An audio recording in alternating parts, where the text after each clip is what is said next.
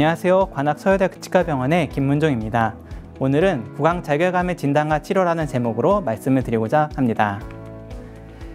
진료실에서 환자를 보다 보면 구강 내 자결감을 호소하는 환자들을 종종 볼 수 있습니다. 대표적인 증상으로는 화끈거리고 열감이 있고 고춧가루를 뿌린 듯한 불편감이고 이외에도 얼얼하다, 따끔거린다, 마비된 듯한 느낌을 호소하는 경우도 만나볼 수 있습니다. 이러한 증상들을 가지고 있는 경우 우리는 버닝마우스 신드롬, 구강 자결감 증후군으로 의심을 할 수 있습니다. BMS를 확인할 수 있는 명확한 선별 검사가 존재하지 않고 연구마다 사용하는 진단 기준이 상이하기 때문에 유병률 자료는 연구마다 차이를 보여주고 있습니다. 일반적으로 받아들여지는 바에 의하면 전체 인구 중 대략 0.7에서 4.6% 정도에서 BMS가 나타난다고 합니다. 세밀한 진단 기준을 적용한 최근 연구에 따르면 0.1%까지 낮아지기도 합니다. 모든 연구에서 공통적으로 말하는 사실은 BMS는 남성에선 드물고 여성에서 흔하며 연령에 따라 증가하고 특히 폐경기 이후 노인 여성에서 급격하게 증가한다는 것입니다. 아직 전 세계적으로 정의된 진단 기준은 존재하지 않으며 BMS를 확인할 수 있는 진단 검사 방법 역시 존재하지 않습니다. 2020년에 제시된 ICOP 진단 기준에 의하면 BMS는 다음과 같은 기준에 의해서 정의될 수 있습니다. 정리하면 만성적인 구강 점막의 자결감을 호소하지만 구강 점막의 정상이고 다른 국소적, 전신적 요소를 배제할 수 있을 때 구강 자결감 증후군으로 진단할 수 있다고 볼 수 있습니다. 여기서 중요한 점은 구강 자결감과 관련된 국소적, 전신적 요인을 모두 배제할 수 있어야 한다는 것입니다. BMS의 대표적인 증상인 구강 자결감은 다양한 원인에 의해서 발생할 수 있습니다. 구강 자결감을 호소하는 상당수의 환자들은 자결감 발생과 관련된 명백한 국소적, 전신적 요소들을 확인할 수 있습니다. 이러한 요인이 확인되는 구강 자결감 환자들은 세컨더리 BMS, 2차성 구강 자결감 증후군 환자라고 분류합니다. 이에 관하여 하나씩 살펴보도록 하겠습니다. 구강 자결감을 일으키는 감염성 질환 중 대표적인 것이 구강 캔디다증입니다. 진균의 일종인 캔디다는 구강 상종균 중의 하나로 별다른 구강 내 병변이 없는 건강한 성인의 절반 이상이 가지고 있습니다. 구강 캔디다증은 캔디다균의 기회감염으로 인해 발생하는 질환입니다. 몇 가지 이유로 구강 내 면역이 저하되는 경우 캔디다균이 증식하여 구강 캔디다증이 발생할 수 있습니다. 이 중 구강 건조증, 의치 사용, 빈혈과 당뇨는 노인층에서 흔히 볼 수 있는 소견으로 이러한 요소들은 노인에서 캔디다 감염이 자주 발생하는 데 영향을 미치게 됩니다. 구강 캔디다증의 구강 내 소견은 다음과 같습니다. 급성의 경우 백색의 위막이 나타나는 위막성 캔디다증이 발생할 수도 있지만 노인의 경우는 주로 우측의 세 가지와 같은 만성적인 위축형 캔디다증을 흔히 볼 수 있습니다. 구강 점막 병소도 역시 구강 자결감과 연관이 있을 수 있습니다. 대표적인 구강 점막 병소들로는 편평태선, 지도설, 외상성 궤양 등이 있습니다. 반복적인 기계적 자극도 구강 자결감을 유발할 수 있습니다. 기계적 자극은 구강 점막을 손상시키고 이는 궤양 혹은 홍반성의 구강 점막 외형 변화로 나타나기도 하지만 미세한 수준의 외상은 구강 검사로 확인하기 어려운 경우도 많이 있습니다. 이러한 구강 점막의 손상은 구강 자결감으로 이어지게 됩니다. 구강 내 기계적 자극의 대표적인 원인으로는 의치를 포함하여 잘 맞지 않는 보철물, 그리고 반복적인 구강 악순환이 있습니다. 구강 건조증이 있는 경우 타액의 윤활 및 점막 보호 기능이 소실되기 때문에 기계적 자극에 의한 구강 점막의 외상이 더욱 심하게 나타날 수 있습니다. 구강 내, 구강 점막이 아닌 전신 건강 관련 요소들 역시 구강 자결감과 관련될 수 있습니다.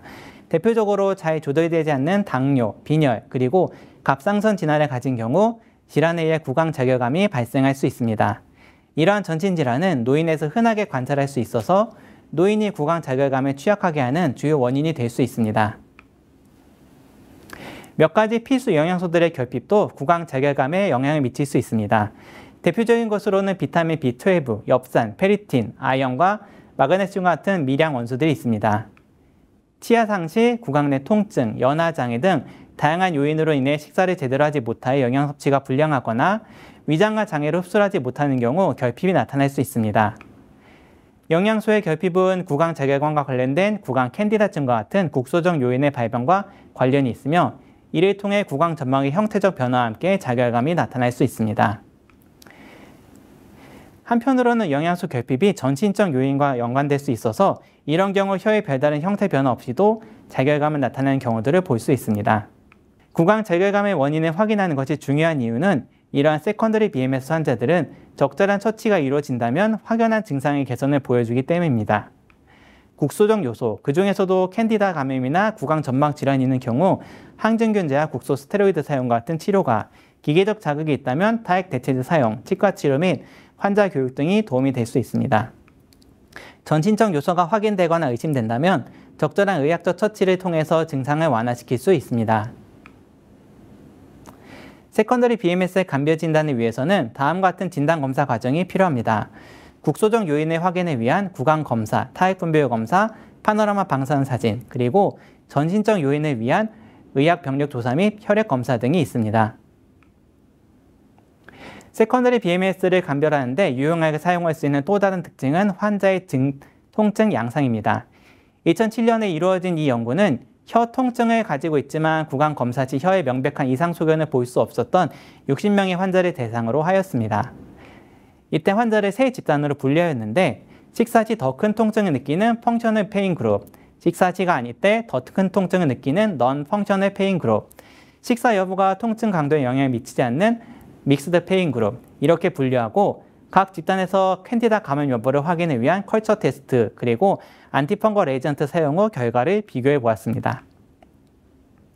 명백한 혀의 이상 소견이 없음에도 불구하고 펑셔널 페인 그룹 중 상당수는 캔디다 컬처에서 양성 반응을 보였지만 넌 펑셔널과 믹스드 페인 그룹에서는 그렇지 않았습니다. 안티펑걸 에이전트의 사용 결과를 비교해 봤을 때 펑셔널 페인 그룹 중 상당수, 믹스드 페인 그룹 중 절반 이상은 증상이 현저한 개선을 보였지만 넌 펑셔널 페인 그룹은 아무런 효과를 보지 못했습니다.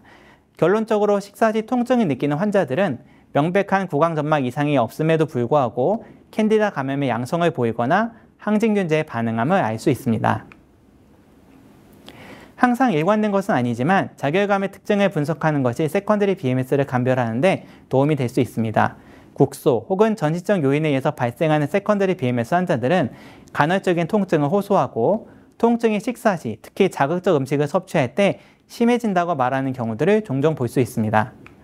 반면 다음에 말씀드릴 프라이머리 BMS, 원인을 찾을 수 없는 구강 자결감 환자들은 하루 종일 지속적인 통증을 호소하며 식사 시에도 통증의 변화가 없거나 오히려 통증이 감소한다는 이야기들을 종종 들을 수 있습니다.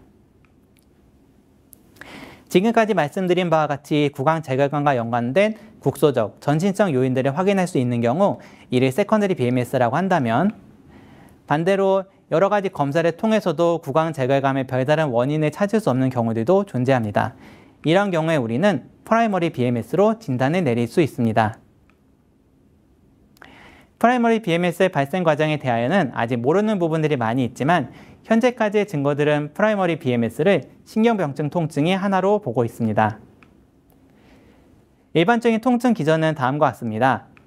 말초 조직에서 외상 등에서 염증이 발생하면 이 신호는 말초신경계와 중추신경계를 거친 체선 감각신경계에 의해서 전달되고 중추에 도달하게 되면 통증을 인식하게 됩니다. 반면 신경병증성 통증은 말초 조직에는 전혀 문제가 없지만 체선 감각신경계에 어떤 이유에 의해서 문제가 생기고 이를 통해 발생하는 통증입니다. 신경병증성 통증의 대표적인 예로는 흔히 들어본 3차 신경통 혹은 신경손상으로 발생하는 통증이 있습니다. 이러한 이유 때문에 BMS 환자들은 다른 병원에 다니면서 괜찮다, 아무런 문제가 없다는 이야기들을 많이 듣고 오시기도 합니다.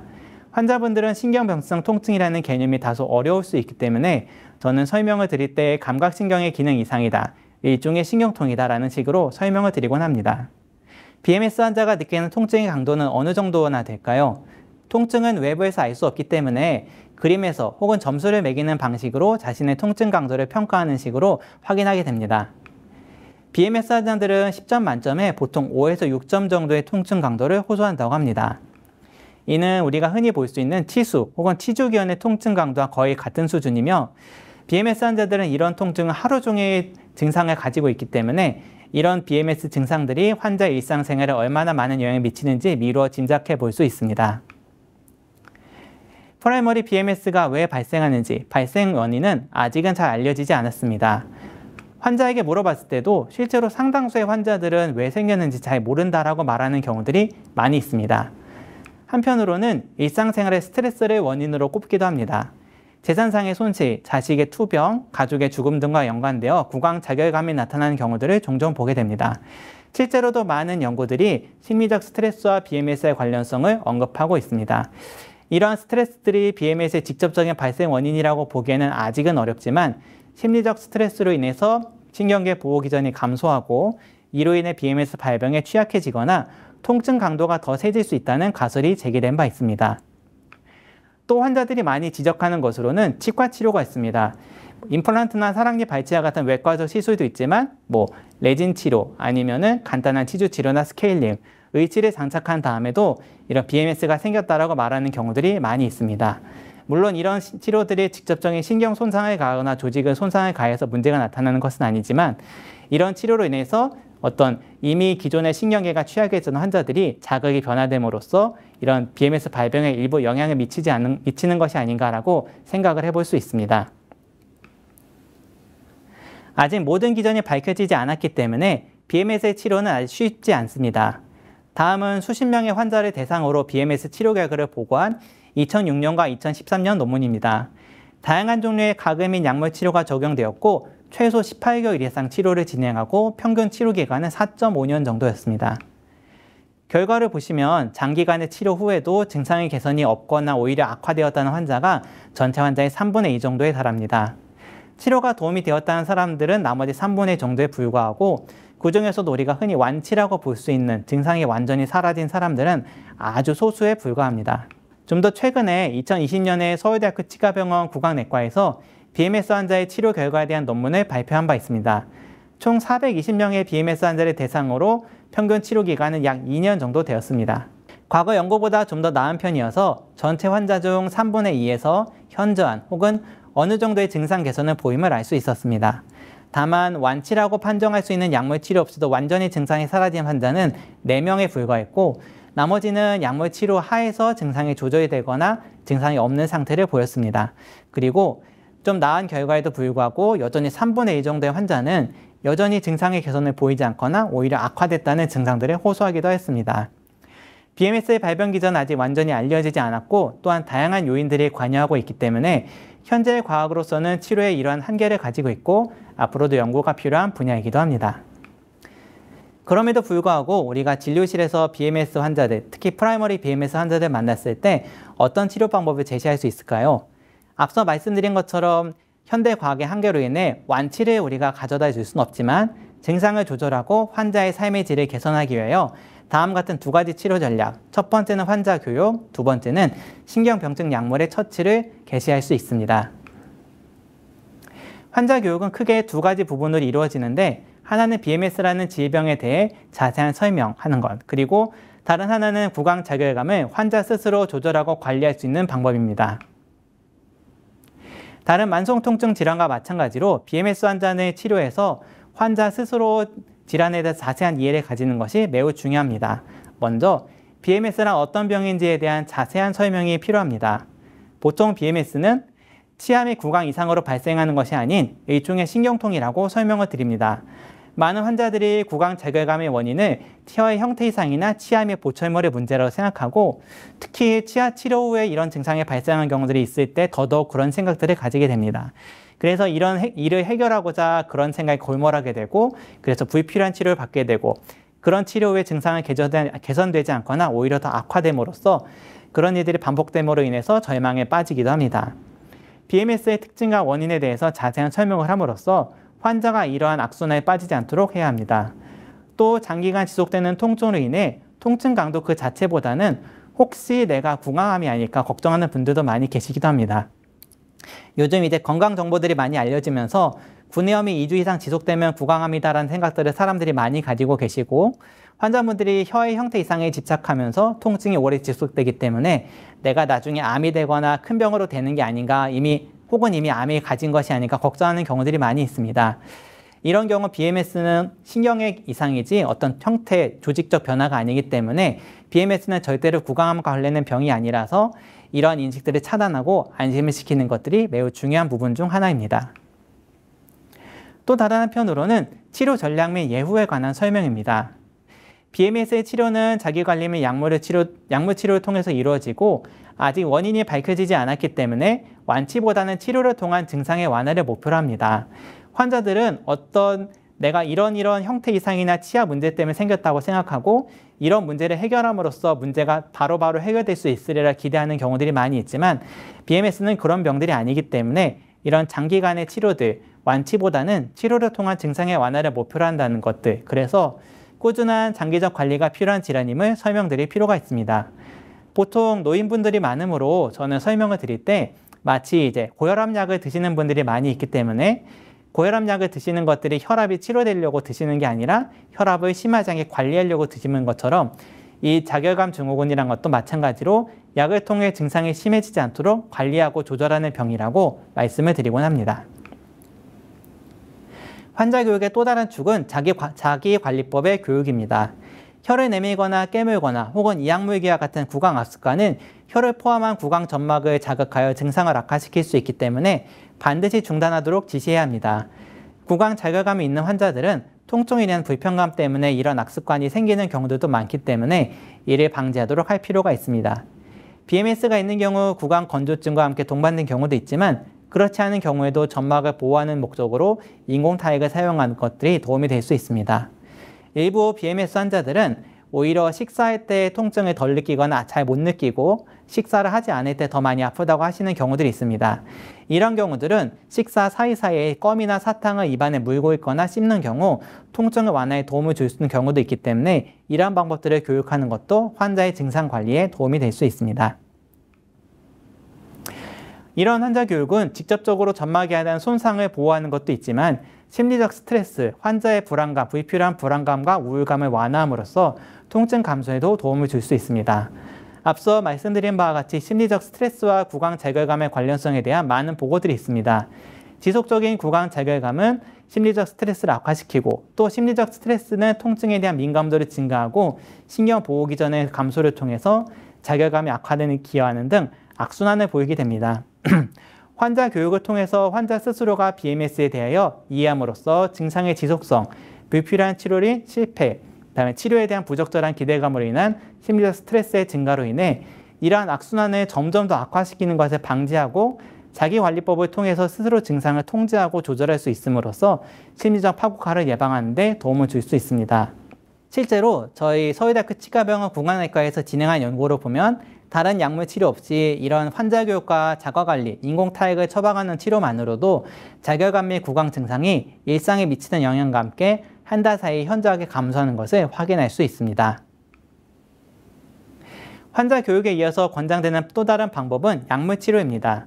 이 논문은 1950년부터 2016년까지 BMS 치료에 관련된 논문들을 검색하여 체계적 문헌 분석을 시행한 결과이고 총 433개의 논문을 검색하여 이 중에 22개의 문헌 선택 분석하였습니다. 다양한 치료 방법들이 소개되었지만 효과가 있다고 보고된 치료법 중 절반 이상은 뉴로패식 메디케이션을 이용한 치료였습니다. BMS는 신경병증성 통증으로 분류되기 때문에 다양한 뉴로패식 메디케이션들이 BMS 치료에서 사용되어 왔습니다. BMS 치료에 사용되는 뉴로패식 메디케이션들로는 다음과 같은 약물들이 있습니다. BMS에 대해 어떤 약물 치료가 가장 효과적인지, 어떤 기준에 따라 약물을 선택해야 하는지에 대해서 아직 가이드라인이 제시된 바는 없습니다. 하지만 많은 연구들은 첫 번째 약물로서 클로나제팜을 사용한 것을 권장하고 있습니다. 클로나제팜은 상품명은 리보트릴이고 벤조디아제핀 계열의 약물이며 약국에서 나오는 약물 분류로 보면 흔히 공황장애약이다, 간질약이다 그렇게 분류되어 있고 실제로 그렇게도 사용되고 있는 약물입니다. BMS 환자에서 클로나제팜의 사용은 1998년에 처음으로 보고된 바 있습니다. 클로나제팜을 포함한 벤조디아제핀 계열 약물들은 신경세포의 가바 리셉터에 결합하여 신경전도 조절과 함께 불안 감소 효과가 있습니다. 또한 통증을 조절하는 하행성 억제계에서 세로토닌 조절에 대한 효과를 보조하는 역할을 합니다. 이러한 효과를 통해서 BMS 증상 감소에 도움이 되는 것으로 보이며 특히 클로나제팜은 다른 벤조디아제핀 계열 약물에 비하여 더 적은 부작용과 더 나은 효과를 보인다고 합니다. 복용 시 바로 삼키기보다는 5분 정도 입안에 물고 있다가 삼키는 것을 권장합니다. 이를 더 효과적으로 하기 위해서 약을 가루로 만들어서 입안에 머금고 있도록 지시할 수도 있습니다.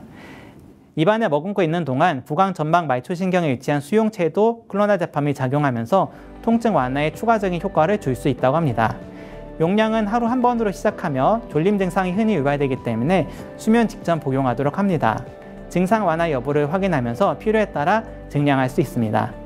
주의할 점은 일반적인 진통제와는 달리 즉각적인 효과가 오지 않는 경우들이 많으며 장기 복용 시 서서히 효과를 보이는 경우도 많이 있습니다. 따라서 부작용 등의 문제가 아니라면 효과가 없다고 하더라도 반드시 처방된 약물을 다 복용해야 한다고 환자에게 지시할 필요가 있습니다. 이제 지금까지 내용들을 정리해 보도록 하겠습니다. 구강 자결감 환자의 치료를 위해선 먼저 포괄적인 진단검사를 통해서 자결감과 관련된 국소적, 전신적 요인들을 확인할 필요가 있습니다. 그 다음으로 1차성 BMS로 진단된 환자에 대하여는 현재로서 최선의 관리 방법은 환자 교육과 클로나제팜으로 대표되는 신경병증 약물의 치료입니다. 이상으로 강의를 마치도록 하겠습니다. 감사합니다.